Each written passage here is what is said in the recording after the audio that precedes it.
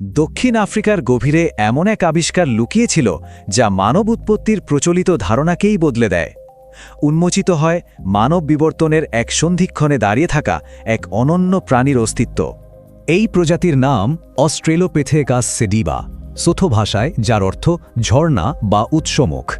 এই নামটি সেই ভূতাত্ত্বিক প্রেক্ষাপটকেই তুলে ধরে যেখানে এই প্রাণীরা একটি গভীর গুহার মধ্যে জলের উৎসের কাছে এসে এক মৃত্যু ফাঁদে আটকা পড়েছিল। এর ফলেই প্রায় ২ মিলিয়ন বছর ধরে তাদের দেহাবশেষ অসাধারণভাবে সংরক্ষিত থেকে গেছে। এই প্রজাতির সম্পূর্ণ কাহিনীটি ১.৯৭ মিলিয়ন বছর আগের কয়েকটি মূল জীবাশ্মের উপর ভিত্তি করে তৈরি। এর মধ্যে MH1 হলো একটি কিশোর পুরুষের হলোটাইপ, যা এর স্নায়ুবিক এবং দাঁতের বিবর্তন বোঝার জন্য আমাদের প্রাথমিক রেফারেন্স। MH2 একজন প্রাপ্তবয়স্ক মহিলার প্যারাটাইপ, যা থেকে আমরা এর চলাচল এবং হাতের দক্ষতা সম্পর্কে জানতে পারি। আর MH4 হলো টিবিআর কিছু অংশ, যা এর হাঁটার ভঙ্গি বিশ্লেষণের জন্য অত্যন্ত গুরুত্বপূর্ণ তথ্য সরবরাহ করে।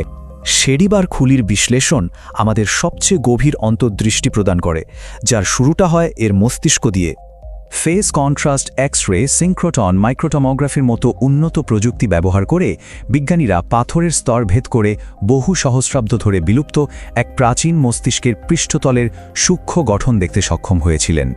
এর মস্তিষ্কের আয়তন ছিল মাত্র ৪২০ থেকে ৪৪০ ঘন সেন্টিমিটার, যা অন্যান্য অস্ট্রালোপিথেসিনদের মতোই, এবং একটি শিম্পাঞ্জির চেয়েও সামান্য বড়।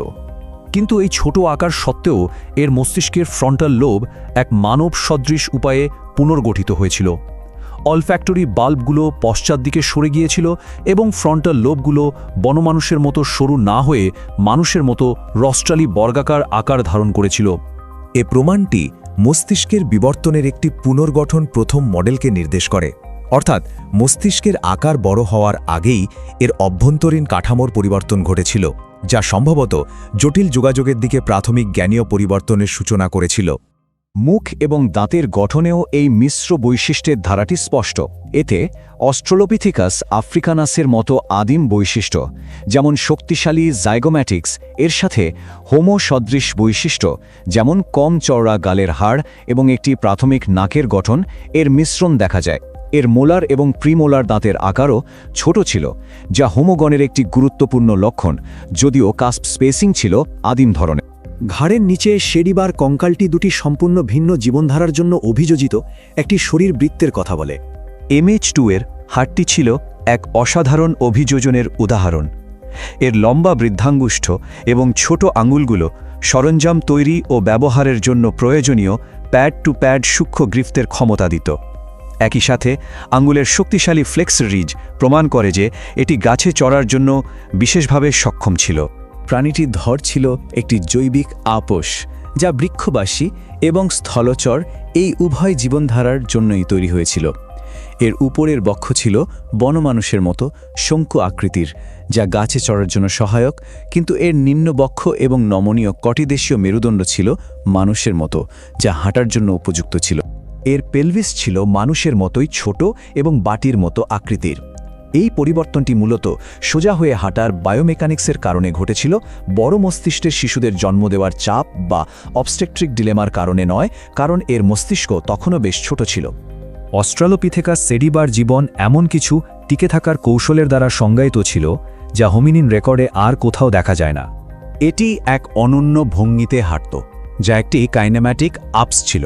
হাঁটার সময় এর পা সম্পূর্ণ প্রসারিত থাকত, কিন্তু মাটিতে পড়ার সময় পাটি একটি উল্টানো বনমানুষ সদৃশ অবস্থানে থাকত। এর ফলে শরীরের ওজন পায়ের মধ্যবর্তী দিকে প্রচণ্ডভাবে স্থানান্তরিত হতো, যাকে হাইপারপ্রোনেশন বলা হয়।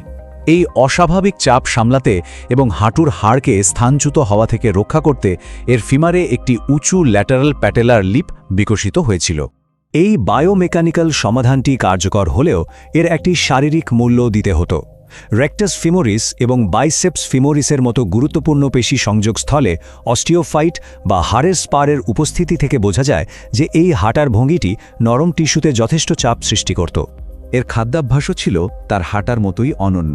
দাঁতের ক্যালকুলাস থেকে পাওয়া কার্বন আইসোটোপ বিশ্লেষণ থেকে একটি C3 খাদ্যের প্রমাণ মেলে। ফাইটোলিথের প্রমাণ থেকে জানা যায় যে এটি তার সমসাময়িকদের মতো সাভানার ঘাস না খেয়ে গাছের পাতা, ফল, বীজ এবং এমনকি কাঠ বা ছালের মতো জিনিস খেত। এই প্রজাতিটি প্রারম্ভিক প্লাইস্টোসিনের অন্যান্য হোমিনিনদের থেকে সম্পূর্ণ আলাদা একটি পরিবেশগত জীবনধারা গড়ে তুলেছিল, যা একটি বিশেষায়িত বনভূমির ওপর নির্ভরশীল ছিল। এই ধাঁধার শেষ এবং সবচেয়ে বিতর্কিত অংশটি হল আমাদের বংশবৃক্ষে এই প্রজাতিটির সঠিক অবস্থান নির্ধারণ করা। এর আদিম এবং আধুনিক বৈশিষ্ট্যগুলির এই অনন্য সংমিশ্রণ এটিকে আমাদের নিজেদের গণ অর্থাৎ হোমোর উৎপত্তির বিতর্কের একেবারে কেন্দ্রবিন্দুতে স্থাপন করেছে। সেদিবার সরাসরি পূর্বপুরুষত্বের দাবির সামনে সবচেয়ে বড় চ্যালেঞ্জটি হল সময়ক্রম। ইথিওপিয়ার লেডি গেরারোতে পাওয়া আমাদের গণের প্রাচীনতম সদস্যের জীবাশ্মটি 2.8 মিলিয়ন বছরের পুরনো, যেখানে অস্ট্রালোপিথেকাস সেডিবা প্রায় 8 লক্ষ বছর পরের।